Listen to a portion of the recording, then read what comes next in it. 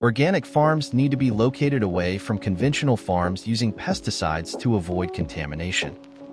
By creating buffer zones around conventional farms, we can identify suitable areas for organic farming. MAPOG map analysis provides the necessary buffer tools to carry out the analysis with ease. Let us see how we can use the buffer tool to determine areas for organic farming. Open map analysis.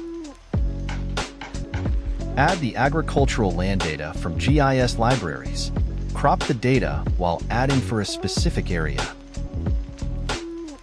Rename the map from the edit icon on the top of the Layers panel. From Process Data, click on the Buffer tool. Select the polygon layer. Enable the Dissolve Buffer switch. Give the radius of 1,000 meters. Hit Submit. Color this buffer red, because this area is not suitable for organic farming because of the pesticides and other harmful chemicals that drain through the soil at these distances from the conventional farmlands.